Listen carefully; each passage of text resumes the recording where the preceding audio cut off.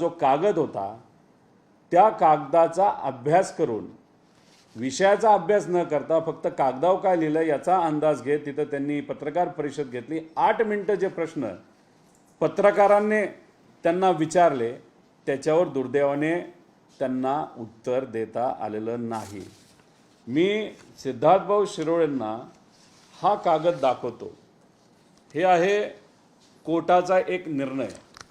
हा कोर्टाचा निर्णय कधीचा आहे? 2017चा आहे। निकाल तारीख 16 ऑगस्ट 2017। 2017ला शिरोळे भाऊ कोणाचं सरकार होतं? तर भाजपचं सरकार होतं। होम मिनिस्टर कोण होते? देवेंद्र फडणवीस साहेब होते। आता होम मिनिस्टर कोण आहेत? देवेंद्र फडणवीस साहेब आहेत। त्यावेळेस 2017ला हे कॅबिनेट मंत्री तुमच्या मंत्रालयामध्ये नाही तर तुमच्या मंत्री समितीमध्ये कॅबिनेट मंत्री एक होते। ते कोण होते? तर राम शिंदे सर होते। 2017ला राम शिंदे सर हे कॅबिनेट मंत्री होते आणि त्याच्या आधी ते कुठल्या विभागाचे मंत्री होते? तर राज्य गृह खात्याचे ते राज्यमंत्री होते। आता या निकालामध्ये आपण जर वाचलं तर याच्यामध्ये स्पेसिफिकली दिलंय की पोलीस विभागाला निलेश गायवळच्या विरोधात पुरावे देता आले नाही।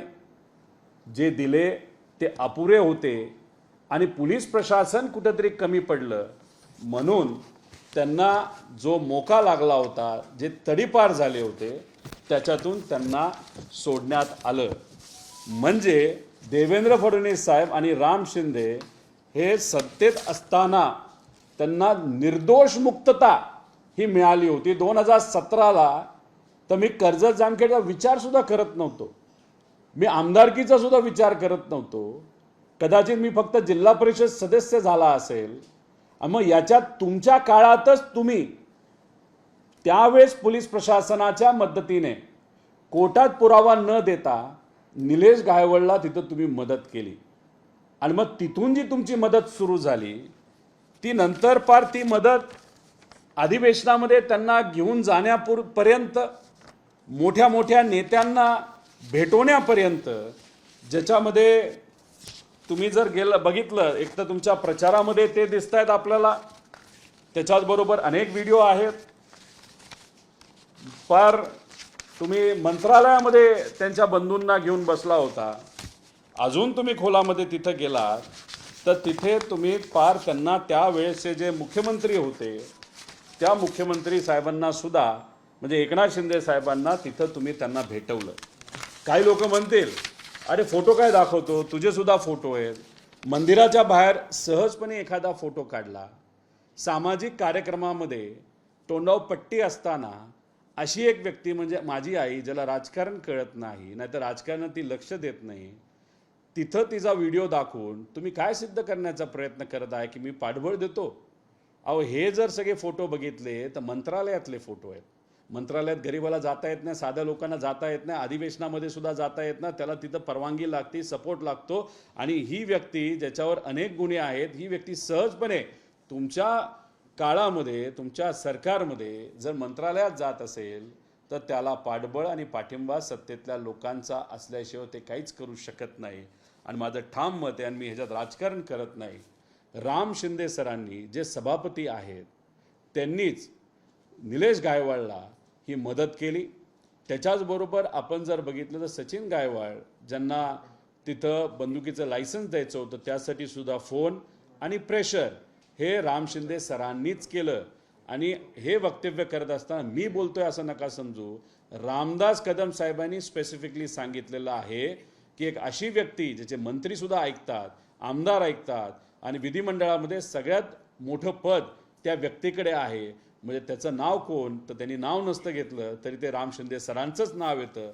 सत्तेतल्याच एका मोठ्या नेत्यांनी राम शिंदे सरांचं अप्रत्यक्षपणे तिथं नाव घेतलं असेल तर याचं इन्व्हेस्टिगेशन झालं पाहिजे अशी मागणी तिथं आम्ही सर्वजण करतो। तुमच्याकडे एक होम मंत्रालय आहे, तुमच्याकडे तिथं सगळे पोलीस प्रशासन आहे, त्यामुळे योग्य असा वापर करू। खरं काय हे कुठंतरी तुम्ही पुढे आणा आणि तुम्ही अशा पद्धतीने गुंडांना सहकार्य केल्यामुळे पाठबळ दिल्यामुळेच आज या महाराष्ट्राची परिस्थिती आपण जर कायदा व सुव्यवस्थेची बघितली तर अतिशय वाईट आहे.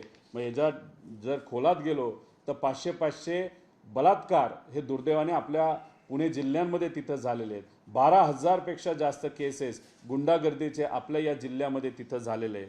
झालं असे की पुणे SP आणि CP हे कोण बसवतं? हे देवेंद्र फडणवीस साहेब बसवतात.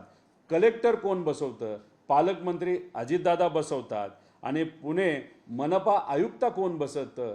तर तिथं शिंदे साहेब जे उपमुख्यमंत्री आहेत ते तिथं बसवतात. म्हणजे पुणे जिल्ह्याला, पुणे शहराला सुद्धा या 3 नेत्यांनी वाटून घेतलंय आणि यांच्यातच संवाद नसल्यामुळे खऱ्या अर्थाने पुण्याचं वाटोळं झालंय आणि क्राईम रेट वाढत चाललाय आणि तिथं लोकांना खूप मोठ्या प्रमाणात ही अडचण ही सोसावी लागते. त्यामुळे आमच्या मित्र शिरोळे भाऊंना एवढंच सांगायचं आहे, तुमचे नेते म्हणजे देवेंद्र फडणवीस साहेब, त्यांना सवय अशी आहे की बहुजन आसपासच्या तुमच्या पक्षाच्या नेत्यांना जवळ करायचं आणि जवळ केल्यानंतर तिथं त्यांचा फक्त वापर करायचा. या प्रेस कॉन्फरन्समध्ये सुद्धा तुमचा वापर केला आणि काय केलं तर तुम्हाला तोंडावर पाडलेलं आहे. अजून जास्त अभ्यास करून जर तुम्ही प्रेस कॉन्फरन्स घेत असाल तर ती तुम्ही घ्या. अनेक व्हिडिओ अनेक लोकांनी टाकलेत. देवेंद्र फडणवीस साहेबांनी सुद्धा एका भाषणामध्ये सचिन गायकवाडचं नाव घेतलेलं आपण सर्वांनी तिथं बघितलेलं आहे. त्याच्याबरोबर दंगेकर भाऊ हे अनेक दिवसांपासून हा मुद्दा पुणेकरांच्या वतीने मांडत असताना आम्हाला असं कळतंय की भाजपच्या काही नेत्यांनी त्यांना झापले, त्यांना रागवले, त्यांना तंबी दिली आहे. आता दंगेकर साहेब शांत बसतात का लढतात हे आपल्याला बघावं लागेल. पण एक गोष्ट आपल्याला सांगतो, पोलीस प्रशासनाच्या माध्यमातून काही चांगल्या पोलिसांनी आणि इतरही सोर्सेसच्या मदतीने आम्हाला थोडंसं असं कळालेलं आहे की अनिल परब साहेब हे तर मोठे नेते आहेत, त्यांना प्रोटेक्शन असतंच. पण दंगेकर भाऊ आणि त्याच्याचबरोबर सुषमाताई यांना आणि त्यांच्या परिवाराला सिक्युरिटी देण्याची जरूरत आहे. जो व्यक्ती अहमदाबादवरनं UK जाऊ शकतो, लंडनला जाऊ शकतो, तो कदाचित परत त्याच मार्गाने येईल असं वाटत नाही.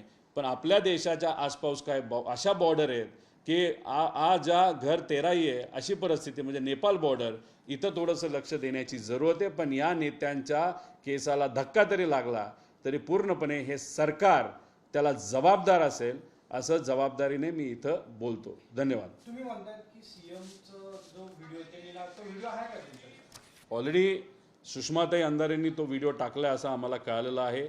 सोशल मीडियाचे काही अकाउंट मी तिथं बघितलेले आहेत. तुम्हाला लागलं तर तो व्हिडिओ मी तुम्हाला देतो. मी CM साहेबांवर आक्षेप घेतोय असं म्हणत नाही. त्यांच्या राम शिंदे सरांनी जी नावं दिली ती नावं त्यांनी तिथं बोलून दाखवली. आता ह्याच्यामध्ये एका प्रचार सभेमध्ये श्री पवन राळेभाग, श्री सचिन गायवळ, श्री अशोक खेडकर, श्रीमती म्हणजे संजीवनीताई पाटील, राम शिंदे सरांनी जी नावं दिली ती देवेंद्र फडणवीस साहेबांनी बोलून दाखवली. आणि मग सचिन गायकवाडचं नाव जर तिथं देवेंद्र फडणवीस साहेब तिथं घेत असतील आणि माझा कुठला तरी मंदिराच्या बाहेरचा फोटो त्याच्याबरोबरचा दाखवून जर भांडवल करत असतील, माझ्या आईचा कुठला तरी व्हिडिओ दाखवून भांडवल करत असेल तर हे हास्यास्पद आहे. पण तुमच्याकडे CBI आहे, तुमच्याकडे ED आहे, तुमच्याकडे पोलीस आहे, खोलात जावा, काय खरं ते लोकांसमोर तुम्ही आणलंच पाहिजे असं आमचं मत आहे. आणि मला हा व्हिडिओ लोकसभेच्या इलेक्शनच्या काळातला असावा असं मला तरी वाटतं. कर्जत जामखेड या मतदारसंघामधलाच हा व्हिडिओ तिथं असावा. फक्त जाता जाता मी सरकारला विनंती करतो, एका गुंडाला सहजपणे पासपोर्ट मिळतो, गुंडाच्या भावाला जो सुद्धा एका क्राईममध्ये इन्वॉल्ड आहे, त्याचं नाव क्राईममध्ये आहे, त्याला तुम्ही पोलीस हे बंदुकीचं लायसन्स देतं. मग बाकी गरिबांना, सामान्य लोकांना सुद्धा सहजपणे असाच पासपोर्ट द्यायला काय हरकत आहे. आणि बंदुकीचं लायसन्स सुद्धा छोटे मोठे जे चांदी सोन्याचे व्यापारी आहेत त्यांना सुद्धा द्यायला काय हरकत आहे, असा प्रश्न, असा सवाल मी सरकारला त्या ठिकाणी करतो. सचिन गायवळ बंधूंची नवी माहिती आहे की दोन्ही बंधू मकोकात दाखल आहेत. मात्र गायवळ बंधू बिल्डर आणि सरकारी कॉन्ट्रॅक्टर आणि अहमदनगरमध्ये जवळजवळ 48 एकर यांची शेती. समृद्धी नावाची एक त्यांची कंपनी आहे. बरेच कामं या कंपनीच्या नावाअंतर्गत त्यांनी घेतलेली आहेत. त्याच्याचबरोबर जल जीवन मिशन, काही रस्त्याची कामं हे गुंड प्रवृत्तीचे असल्यामुळे कॉन्ट्रॅक्टरला धमकून तिथं मुरुम टाकणं असेल, मशीन लावलं असेल, त्याला जास्त रेट घेणं असेल, असे बरेच प्रकार ते तिथं करतात. खर्डा हे जे गाव आहे त्या खर्डा गावामध्ये सुद्धा काही व्यापाऱ्यांना धमकून त्यांच्यावर कुठंतरी भीती दाखवून 7-8 कोटीची जमीन त्यांनी बळकावलेली आहे. आणि हे सगळे आकडे आपण जर बघितले तर हा आकडा खूप मोठा, काही 100, 200, 300 कोटीपेक्षा जास्त मोठा नक्कीच तिथं जाऊ शकतो. ह्या सगळ्या गोष्टी सहजपणे अशाच होत नसतात, त्याला पाठबळ हे सत्तेतल्या लोकांचं लागतं.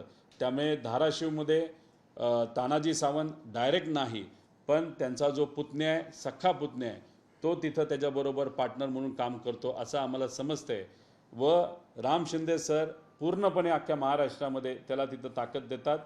बानगर नावाचे जे आमदार आहेत त्यांचा एक व्हिडिओ आपण सर्वांनी बघितला आहे की ज्याच्यावर मकोका आहे, ज्या व्यक्तीवर तिथं तडीपारची कारवाई झालेली आहे, मर्डर केलेले आहेत, अशा व्यक्तीला पोलीस कन्वॉयमध्ये, म्हणजे पुढे 4 गाड्या मागे 4 गाड्यांमध्ये हे महाशय गुंड, अशा पद्धतीच्या कन्वॉयमध्ये सुद्धा तिथं बानगरांनी त्यांना तिथं नेलेलं आहे. त्याच्याचबरोबर इथे अनेक काही लोकांचे नातेसंबंध, त्याच्याचबरोबर आपण जर बघितलं तर चंद्रकांत दादा डायरेक्टली नसावेत असं मला वाटतं, पण त्यांच्याजवळचा जो त्यांचा OSD आहे, त्याचं नाव मी विसरलो, समीर पाटील, ह्याचं आणि त्याचं व्यावहारिक संबंध आहे, जवळचं नातं आहे. आत्तासुद्धा लंडनवरनं त्यांचं संभाषण नक्कीच तिथं होत आहे. त्याच्याचबरोबर त्यांनी काय त्याच्या खालच्या जे टोळीचे लोक आहेत त्या टोळ्याच्या लोकांना सांगून, जसं की आपल्या सुषमाताई आहेत आणि दंगेकर यांच्यावर थोडंसं लक्ष ठेवावं असं कुठेतरी सांगितलं असं आम्हाला कळतंय. आमच्यावर सुद्धा सांगितलं असावं, पण आम्ही त्या बाबतीत काय करायचं ते आम्ही स्वतः तिथं बघून घेऊ. दादा तुम्ही तानाजी सावंतच्या पुतण्यांचं नाव घेतलं की कंपनीमध्ये पार्टनरशिप आहे, बरोबर आहे? थेट नाही पण पार्टनरशिप आहे. कुठली ती कंपनी आहे आणि अजून कुठल्या नेत्यांचे कोणी रिलेटिव्ह या कंपनीत बोर्डवरती आहेत का? नाही, आता ह्याच्यामध्ये हा जो कदाचित त्याचं नाव आहे धनंजय सावंत, हा ते पुतणे आहेत. हां, धनंजय सावंत हे निलेश गायकवाडबरोबर तिथं काम करतात. तुम्ही जर बघितलं तर पवन चक्क्या ह्या लावण्याचं काम मोठ्या प्रमाणात धाराशिवमध्ये सुरू आहे. 2 प्रकरणं तिथं झाली होती. शेतकऱ्यांना मारहाण आणि धमक्या ह्या दिल्या गेल्या होत्या, तिथं निलेश गायकवाड इन्व्हॉल्ड होता. त्याच्याचबरोबर तिथं एका कंपनीचं ऑफिस आहे, ते कार्यालयाचं ऑफिस तोडलं गेलं होतं, त्याचेसुद्धा काही व्हिडिओ आहेत. त्याच्यामध्ये या लोकांचे जवळचे लोक तिथं आहेत. म्हणजे आपण जर बघितलं हे ते कार्यालय आहे, हे सगळे व्हिडिओ म्हणजे त्यांचे जवळचे गुंड, जसे पुण्यात गोळीबार केलेल्या जे काही 11-12 लोक आहेत त्यातले ठराविक पकडले, बाकी सगळे अजूनसुद्धा फरार आहेत. तसंच त्यांचा तिथं मोठ्या प्रमाणात वापर हा केला गेला होता असं आमचं मत आहे. अजून काय? नाही, आज दादा म्हटले की सगळेच काचेच्या घरात राहतात आणि बेसिकली तुमचा प्रश्न असा विचारला होता की रोहित दादांच्या आईचे म्हणजे तुमच्याच वहिनीचे देखील काही फोटो त्या मतदारसंघातले व्हायरल होते. त्याच्यावर दादांचं स्पष्ट उत्तर आलं की सगळेच काचेच्या घरात राहतात. एका वाक्यात त्यांनी उत्तर संपवलं. त्यांचा रोष कुणाकडे होता, म्हणणं काय होतं? मला तरी नाही सांगता येणार, पण याच्यामध्ये काही ठराविक फोटो जर आपण बघितले आमच्याकडे आहेत, पण आज मी देणार नाही, ते उद्या दाखवतो तुम्हाला. विषय एवढाच आहे, हे बघा, आमचं घर EDली बघितलं आहे, आमचं घर CBIली बघितलेलं आहे, आमचं घर इन्कम टॅक्सली बघितलेलं आहे, आमचं घर CID महाराष्ट्र विभागाली तिथं बघितलेलं आहे. म्हणजे आता कुठलाच विभाग नाही राहिला की आमचं काचेचं आहे, सोन्याचं आहे, चांदीचं आहे का विटेचं आहे, सगळ्यांनी आमचं घरं बघून तिथं झालेली आहेत. त्यामुळे जे नेते आज आमच्यावर बोलत आहेत त्यांचं घर काचेचं नक्कीच आहे. अनेक पुरावे आमच्याकडे आहेत, ते पुरावे आज मात्र तिथं आम्ही देणार नाही. योग्य वेळ आल्यानंतर नक्कीच ते पुरावे आम्ही सर्वजण देऊ. आणि मला शिरोळे भाऊंना सुद्धा सांगायचं आहे, कदाचित मी डायरेक्ट बोलणार नाही, तुम्हीसुद्धा काचेच्या घरात काही व्यक्तिगत कारणांमुळे राहता हे आम्हा सगळ्यांना तिथं माहिती आहे, पण त्या लेवलचं राजकारण हे आम्ही करणार नाही. तुम्ही मित्र आहात, तुमच्यात पोटेन्शियल आहे, नक्कीच तुम्ही चांगलं कार्य कराल. ज्या काही पर्सनल गोष्टी असतात, ज्या तुमच्या जवळच्या असतात, त्या व्यक्तिगत असतात, त्या खोलात आम्ही कधीही जात नाही, कारण आम्हाला त्या पद्धतीचं राजकारणच कळत नाही, नाही तर आम्हाला करायचं नाही. तुमच्याकडे फोटो आता तुम्ही काहीतरी फोटो दाखवला, फोटो दिसतोय त्याच्यात आहे का? नाही, अजून नाही आहे, उद्यापर्यंत मी दाखवतो. आता येताना उत्साहाच्या भरामध्ये असं काही बोलून जातात आणि हे स्टेटमेंट अडचणीचं ठरतात असं दादा. कोणी भाषणं केलीत का किंवा काय भाषणं केली त्याचा विचार करायला पाहिजे असं दादा म्हटलं. ठीक आहे, मोठे नेते आहेत, कदाचित पुणे जिल्ह्यामध्ये ते पालकमंत्री असले तरी त्यांना पालिकेचा आयुक्त हा आज बसवता येत नाही. पुणे जिल्ह्याचे SP हे त्यांना बसवता येत नाहीत. पुणे शहराचे CP हे देवेंद्र फडणवीस साहेबच बसतात. त्यामुळे कदाचित ते थोडेसे नाराज असावे आणि त्यांचं सुद्धा मत असंच आहे की आज पुणे जिल्ह्यामध्ये मोठ्या प्रमाणात गुन्हेगारी ही वाढलेली आहे. दादा म्हणजे थोडक्यात असं म्हणायचं की अजितदादांचं हे अधिकारी म्हणजे हे वरिष्ठ अधिकारी कुणी ऐकत नाही सध्या. तुम्हाला हेच सांगतोय, कलेक्टर हा अजितदादांच्या विचाराचा, नाही तर अजितदादां जो सांगेल तो कलेक्टर तिथे येतो. जे CP आहेत ते देवेंद्र फडणवीस साहेब जे सांगतात ते येतात आणि जे आपले आयुक्त आहेत, जे आपले महानगरपालिकेचे, ते एकनाथ शिंदे साहेब सांगतात ते येतात. त्यामुळे तिघांमध्ये काही गोष्टी तिथं वाटलेल्या आहेत. पालकमंत्री जेव्हा असतो तो पुऱ्या जिल्ह्याचा पालकमंत्री म्हणून काम करतो. बाकी ठिकाणी पालकमंत्र्यांना सर्व अधिकार असतात, पण पुणे जिल्ह्यांमध्ये ते अधिकार कदाचित नाही आहेत असं कुठेतरी जाणवतं. दादा भीती उद्या वाटते का अजितदादांचा फोटो दाखवायची? नाही, आजपर्यंत कधी अजून काही घाबरलो पुरावे नाही. आहेत का दादांच्या विरोधात? ते बाहेर आल्यावरच सगळे दाखवणार अशी काही इच्छा आहे तुमची? टप्प्याटप्प्याने बरंच काय उद्या जाऊन आम्ही ते दाखवून देऊ. सगळ्याच गोष्टी एका दिवशी संपवायच्या नसतात. बरेच काही अजून पुरावे आहेत, ते टप्प्याटप्प्यात आपण तिथं दाखवून देऊ. जसं आता शिरसाटचा मुद्दा आम्ही घेतला होता, बऱ्यापैकी तो आता शेवटच्या लेवलवर आणलेला आहे.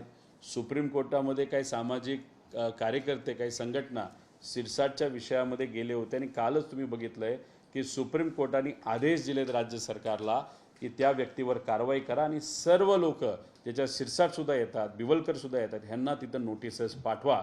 आता लोक आयुक्ताचा पण उद्या निकाल नाही तर नोटीस तिथं निघालेली आपल्या सर्वांना बघावं लागेल. म्हणजे मला सांगायचं एवढंच आहे, आम्ही मुद्दा काढतो आणि विषय संपवतो असं नाही. सातत्याने आम्ही विषय घेत राहतो आणि त्याला पूर्णस्वास नेण्याचा प्रामाणिकपणे प्रयत्न तिथं करतो. अजितदादांचा कधी येणार आहे? म्हणजे आता शिरसाटांचा संपल्यानंतर की लगेच काढणार? आता विषय एवढाच आहे की इथे आम्हाला जे कळलं आहे, राम शिंदे सर हे जास्त इन्वॉल्ड आहेत याच्यामध्ये. होम मंत्रालयाने सुद्धा त्यांना खूप मोठ्या प्रमाणात मदत ही केलेली आहे. त्यामुळे निलेश गायकवाडच्या बाबतीत जे काही इतर लोकांचं नाव घेतलं जातं त्याच्यापेक्षा प्रमुख व्यक्ती कोण तर राम शिंदे सर आहे असं आमच्या सगळ्यांचं मत असल्यामुळे आत्ता तरी फोकस हा एका व्यक्तीवर आहे. आणि जर आम्ही बोलतो ते खोटं असेल, चुकीचं असेल, तर तुमच्याकडे पोलीस प्रशासन आहे. जे काही इन्व्हेस्टिगेशन तुम्हाला करायचं ते तुम्ही करा. जे काय गोष्टी तुम्हाला बाहेर काढायचे ते बाहेर काढा आणि मग बाहेर आल्यानंतर नक्कीच त्या बाबतीत आपण काय करायचं आणि कसं करायचं हे बघूया. काही मोठे कॉन्ट्रॅक्टर आहेत, ते कॉन्ट्रॅक्टरसुद्धा राम शिंदे सरांच्या घरी काही बैठका त्यांच्या निलेश गायकवाडबरोबर झालेला त्याचेसुद्धा काही पुरावे आमच्याकडे आहेत. पण ते पुरावे टप्प्याटप्प्याने आम्ही सर्वजण येत्या काळामध्ये देऊ. नाही, राम शिंदे साहेब सध्या परदेशात आहेत. काही त्यांनी- संबंध वाटतं का? त्यांनी ते असं- परदेशात आहेत, गायकवाड पण परदेशात आहेत. असं काही वाटतं का एकत्र गेले दोघं? विषय एवढाच आहे की कदाचित एक जण अमेरिकेत आहे, एक जण UK मध्ये आहे असं तरी समजतं. आता दोघं भारताच्या बाहेर आहेत आणि एका वेळेसच ते बाहेर तिथं गेले. आणि जेव्हा निलेश गायकवाडवर ॲलिगेशन सुरू झालं होतं तेव्हा त्या काळामध्ये माझ्या मतदारसंघामध्ये मोठ्या प्रमाणात पाऊस सुरू होता.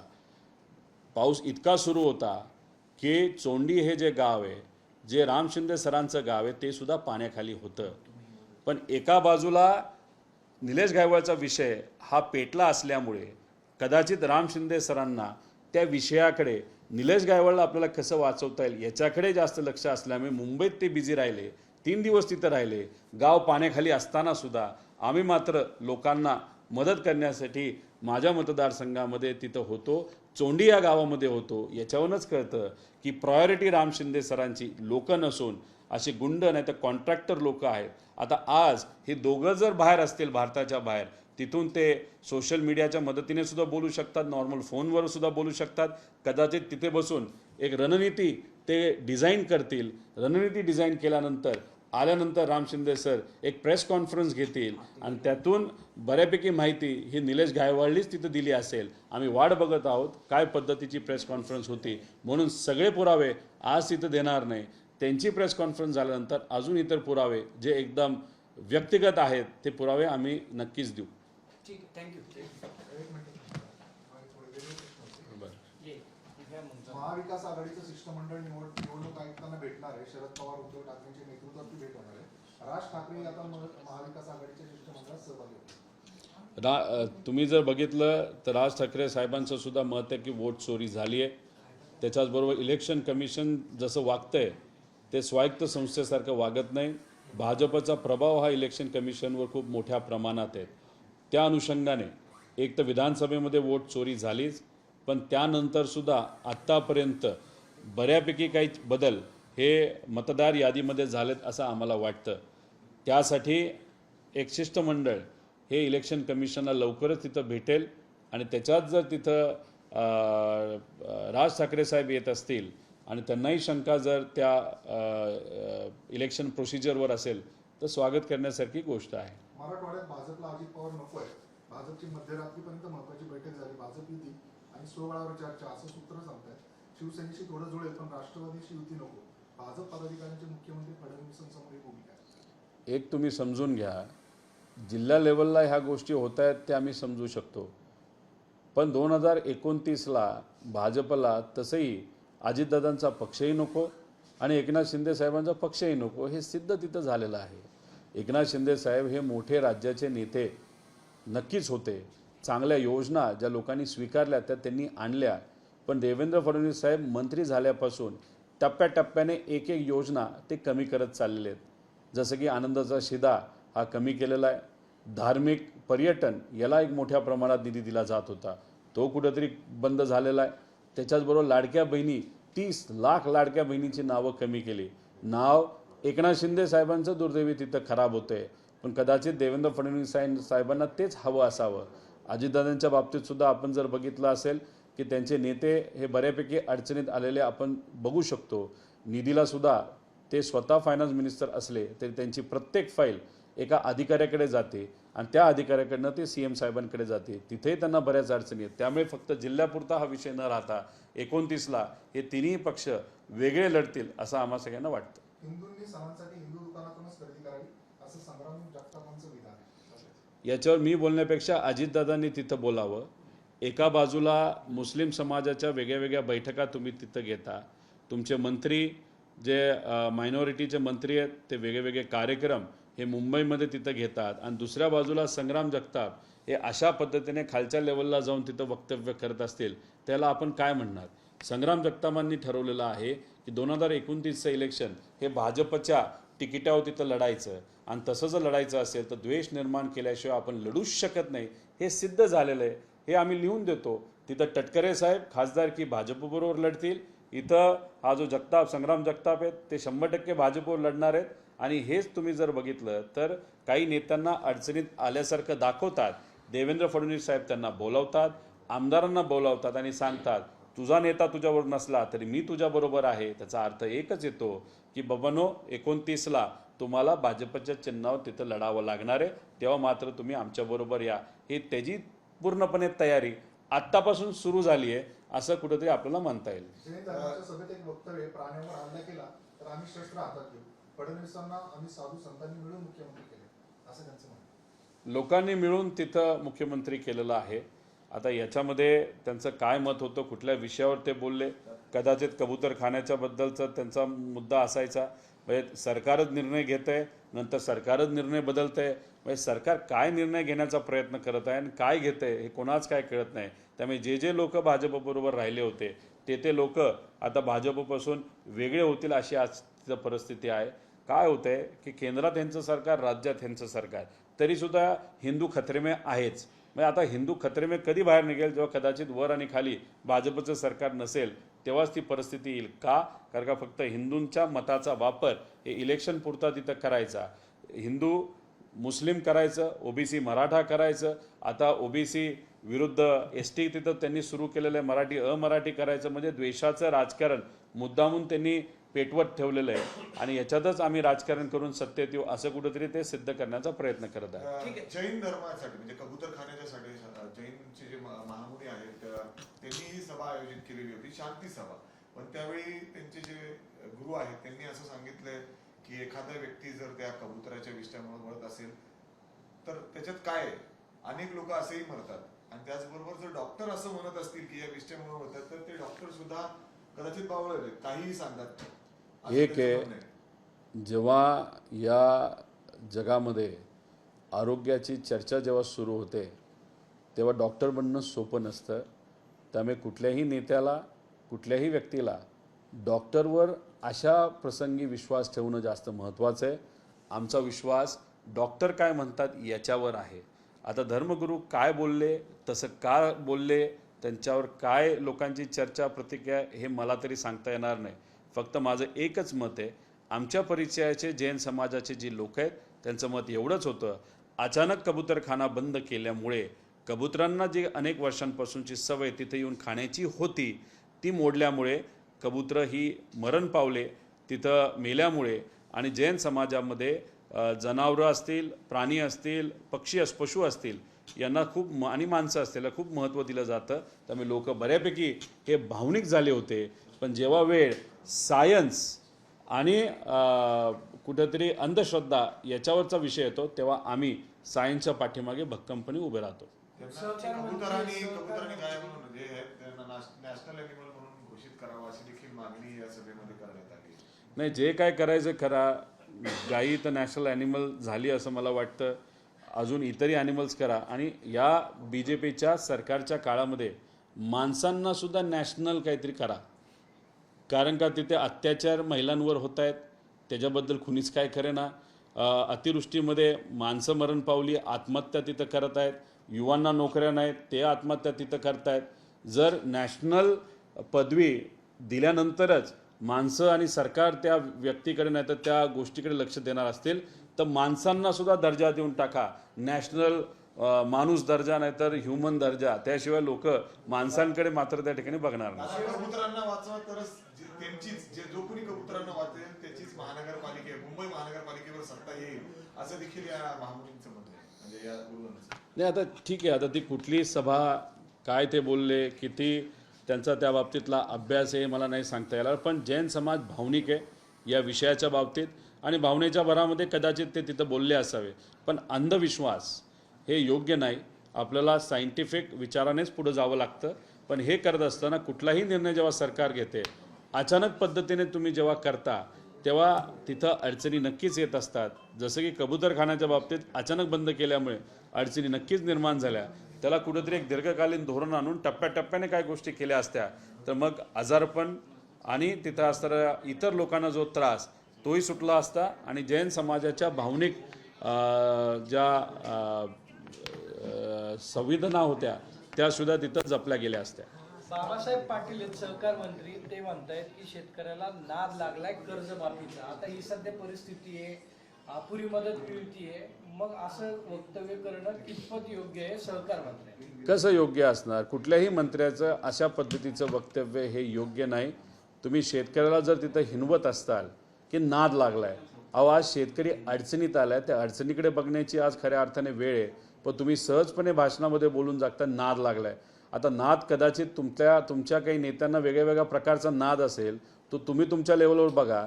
पण अशा पद्धतीने तुम्ही शेतकऱ्याला जर हिनवत असाल हे आम्ही कदापि तिथं स्वीकारणार नाही. आणि असंही तुम्ही बोलून गेला की इलेक्शनच्या आधी बरंच काय आम्हाला बोलावं लागतं, आश्वासनं द्यावी लागतात. मग आता तुम्ही सत्तेत आलेला आहे, मग कुठेतरी हे तुम्ही म्हणत आहात की इलेक्शनच्या आधी आम्ही लोकांना गंडवलं, आम्ही फसवलं, आम्ही खोटं बोललो आणि मग ते जेव्हा आम्ही निवडून आल्यानंतर आम्ही मात्र लोकांना तिथं विसरून गेलो. कुठेतरी बाबासाहेब पाटलांनी हे तिथं सिद्ध केलं की या सर्व नेत्यांनी, ज्याच्यामध्ये देवेंद्र फडणवीस साहेबांचं पण नाव येतं, अजितदादांचं पण येतं, एकनाथ शिंदे साहेबांचं येतं आणि इतरही सर्व नेत्यांनी काय केलं तर लोकांना फसवलं. फसवून हे सत्तेत आलेले म्हणजे हे फसवं सरकार आहे, हे कुठंतरी गंडवणारं सरकार आहे, हे गुंडांचं सरकार आहे, हे कॉन्ट्रॅक्टरचं सरकार आहे. ते आमदार आहेत भुमरे म्हणून, ते म्हटलेत की मी बाहेरून मतदान आणलं होतं निवडणुका आणि त्याच्यावरती मी जिंकून आलोय. अहंकार आहे. त्यांनी कुठेतरी अप्रत्यक्षपणे राहुल गांधीजींना पाठिंबा दिला असं आपल्याला म्हणावं लागेल. आमच्यातले पण बरेच उमेदवार हेच सांगतायत की बाहेरून हे मतदान आणलं गेलं होतं. काही कॉलेजेसचे मुलं हे बिहारचे आहेत, UPचे आहेत, गुजरातचे आहेत, त्यांचं रजिस्ट्रेशन महाराष्ट्रात झालं आणि त्या मुलांनीसुद्धा आम्ही महाराष्ट्राचे नागरिक आहोत अशा दृष्टिकोनातून तिथं मतदान केलं. त्यामुळे हे जे काही तिथं सत्तेतले आमदार बोलतात ते योग्यच बोलतात. त्यांनी हे फक्त केलं असं नाही, प्रत्येक मतदारसंघामध्ये अशाच पद्धतीने बाहेरून पैसे देऊन हे सगळे मतदार आणले आणि त्याच्यावर हे सर्वजण निवडून आलेले आहेत. म्हणजे वोट चोरी 100% तिथं झालेली आहे. म्हणजे आमदारांनी कबूल केलंय की त्यांनी आमदारांनी कबूल केलंय म्हणजे सरकारने कबूल केलंय असं आपल्याला म्हणावं लागेल. आता isakal.com आहे देशातील नंबर 1 ची मराठी न्यूज वेबसाईट. प्रत्येक अपडेटसाठी isakal.com ला नक्की भेट द्या.